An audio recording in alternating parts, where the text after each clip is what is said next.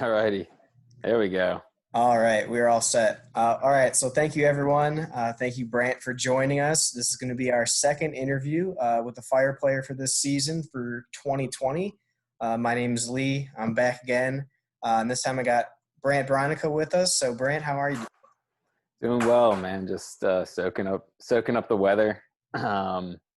Itching to get back to training, hopefully soon. So, but just I don't grinding. blame you. This is dragging on for all of us for sure. I'll start out kind of the same way I started out with Johnny in the few weeks ago that we did that interview. So give us like your backstory from your own perspective. You played in college soccer, so a little bit of everyone has a little bit of a different journey. So walk us through that before your time with the Fire. Yeah, so I got recruited to go to play soccer for UNC Charlotte. Great school, awesome campus, great area, and also obviously a great soccer program they have there. And I mean, really, like they just they set you up for success there. The facilities are great. The coaches and staff treat you like professionals. So you're just kind of like primed if you want to be in a professional environment after that. So I had a good 4 years at Charlotte. You know, obviously ups and downs, but that's with any I guess any sport and any season. And I was fortunate enough to get invited to the MLS Combine. So I went to the MLS Combine in LA, scored a goal there, and I guess long story short, I got drafted by the Fire and the 2017 MLS Super Draft. And the rest has kind of been history. Yeah, definitely a great story, especially since, the 2017 draft, the draft is now online now, or it's virtual. They don't, at least this year, they didn't do the big extravagant, combine where it was all televised and all that stuff. You're one of the few people from that draft who are still, regulars in MLS. So going off of that, explain how things have changed, both maybe for you and from a club level, from your time when you first joined in 2017 to now, 4 years later. I guess I'll start off like for me, just going into a professional environment. It was different in a sense where I was kind of like the man or like the star player at Charlotte. And then I'm going into a professional environment where the pool of players to pick from is a lot bigger. Obviously they have a lot more money to spend on players and trying to bring in big names, and the Fire succeeded on that over the past couple of years for sure. I mean, especially with Schweinsteiger coming in, and they brought Dax in. My rookie year they had Juninho there. Just a bunch of guys that Akam was already there, Nikolic, just very good players. So you're just kind of just like adapting and evolving as a player and trying to take as much as you can from those guys. And I thought I was in a great position, just kind of keep my head down and learn and ask these guys questions and pick their brains. So that was big for me personally, going through these last couple of years. I mean, as a club, obviously there's been a lot of changes this past couple of years, or I guess this past year, with a new coaching staff. We're going to a new stadium. A lot of like updates and developments out in our training field. And then the front office staff getting an office in downtown, which I heard is pretty sweet as well. So I mean, a lot of changes and updates coming into this year. But I mean, as far as I'm concerned, I just try to focus on what I do and what I can control, and just kind of let the external stuff be external. Sure. Yeah, that's a great mindset to have. And speaking to that mindset, there's no doubt that since you arrived with the club in 2017 to now, you've made significant progress and development to now becoming a regular for the last 2 seasons per se. And I think I could speak for much of the fan base when I say you've become a bit of a fan favorite. You won goal of the year last year for the club. They seem to flock towards you on social media with your mustache now. You're rocking that. And just the little things I feel like you've just kind of gained this fandom, and you've been one of the longest serving players now, along with Johann Kappelhoff. Why do you think? What do you think has gained you, maybe that reputation and respect since you've been here? Yeah, I mean, I think a fan favorite might be a little bit of a stretch. But obviously, like I've been here. This is my 4th year being here, so I was able to kind of develop a lot of relationships and lead a lot and meet a lot of people that support the club and surround the club. And I don't know. I mean, I just connected with a lot of people very quickly right off the bat. I mean, everybody was so welcoming and so accommodating, so nice when I got here. And I mean, and I know like how much they care about this club and how much they want us to succeed and how much they support us. So I just like to embrace that and try to give them back my best, because I know in their hearts, they're wishing that we do well and they're supporting us. Like I said, and I mean, and I guess to go off of that, I still have a lot of friendships with a lot of guys that I met my first year, like guys like I guess Matt Dumphy and his crew, and Phil Khalili. I don't know if you know him, but I've made a lot of good friends and met a lot of good people that I have a genuine and authentic relationship with, which I appreciate for sure, and I think they appreciate as well.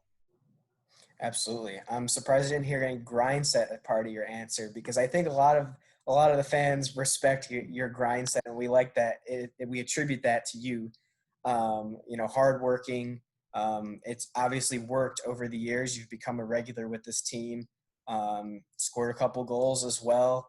Goal of the year last year. So I wouldn't hold that back at all. I think that was definitely part of the answer as well, especially from a fan's perspective. I think that's something we can get behind. Absolutely. Yeah, I mean, yeah, for sure. I mean, I think I do bring that kind of blue collar work ethic to the team, and like you said, like I think a lot of people kind of value that and see that and click onto that as well.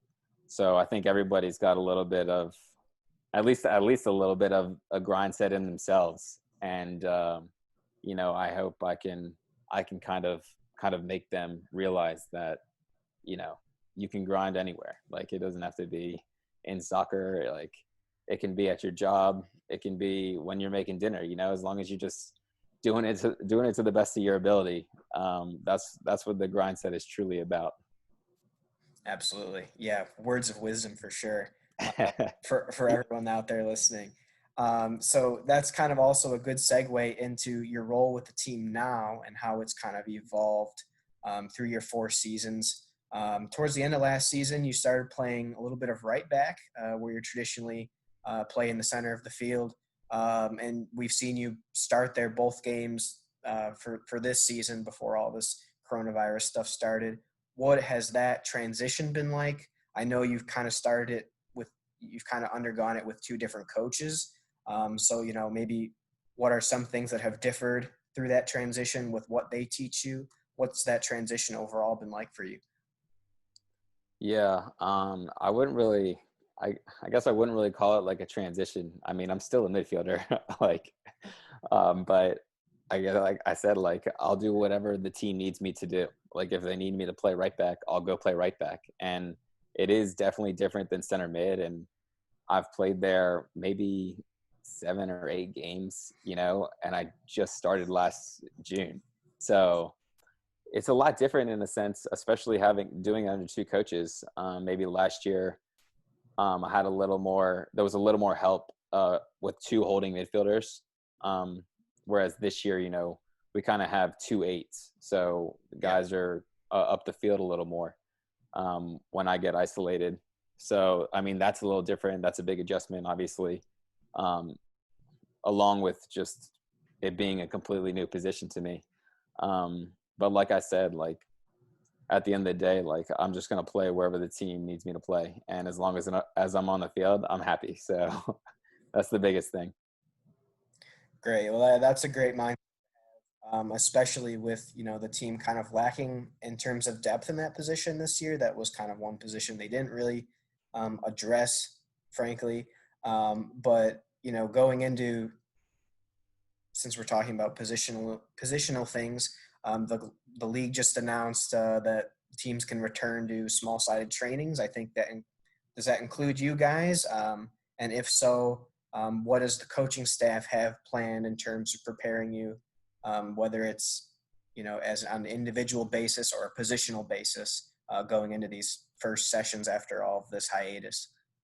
Yeah, so we're still waiting on the approval from Illinois in general. I know just because Illinois got hit very hard, specifically Chicago got hit very hard by the virus, and they're just trying to take the safest sort of precautionary measures for us to get back and keeping everyone healthy, which I think is the right thing to do.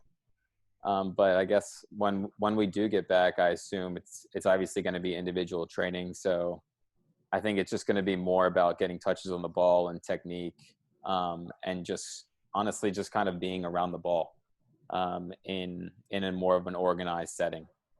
So until we can kind of get into small group and full team training, I feel like that'll be more team oriented and more emphasized around position. Gotcha. Yeah, that makes sense.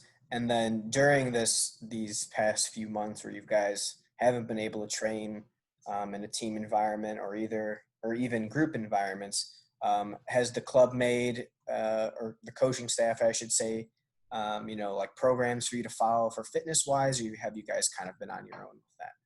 Oh no, I mean the strength and conditioning staff have done a great job of getting us programs just for strength and for fitness, and also kind of giving us stuff to do with the ball as well. It's maybe like 5 or 6 days a week. We're working pretty hard, and all the guys should be doing the program, which I think they all are.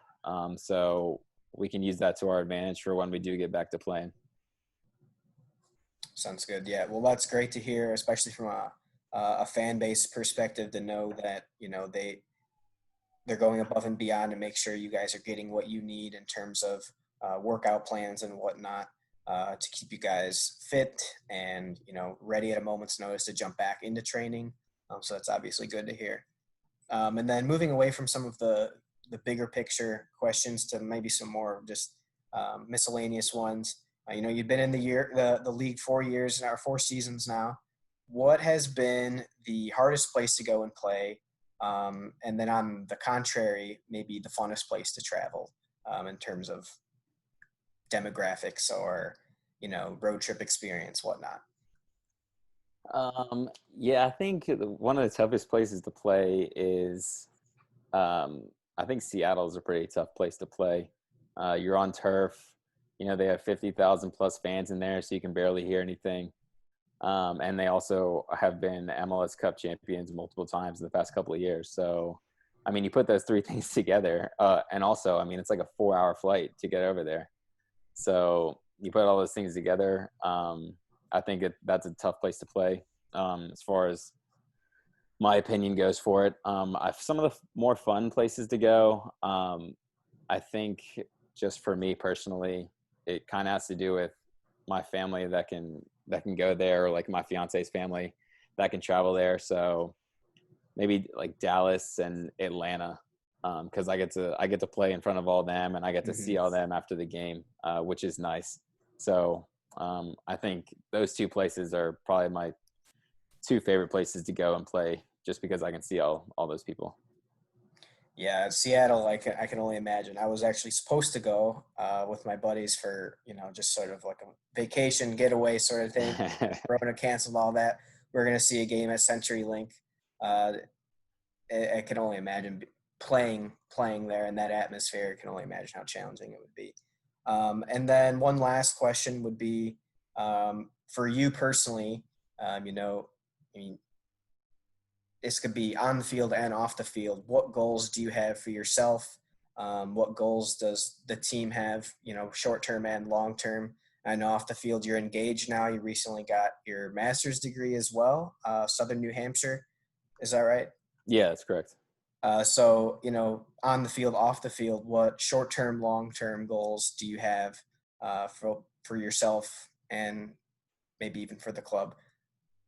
Yeah, I mean, I think on the field, I wanna be the best that I can be. I mean, plain and simple, just kind of bringing my best self every day, um, and just providing my teammates with someone that they can kind of grow off of and count on to lift them up when they're down.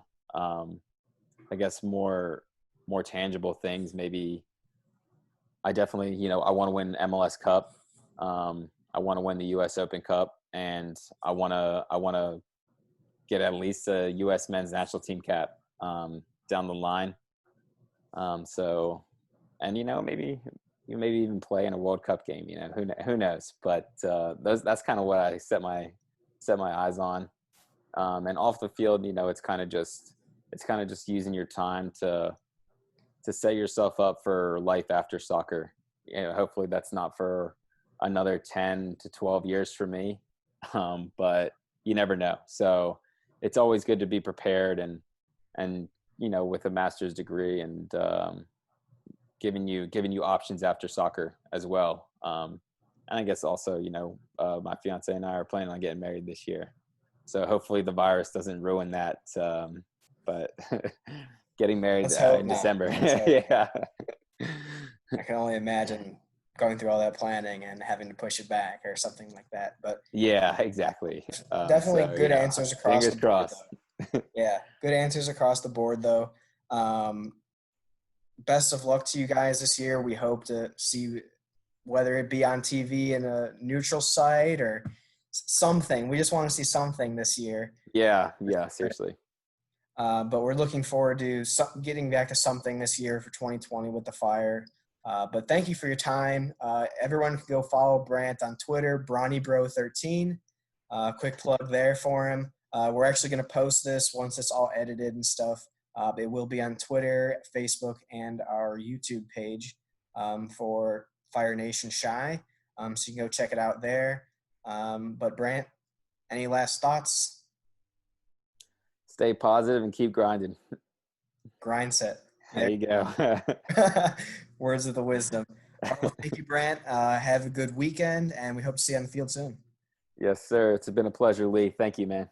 No problem. Have a good one. You too.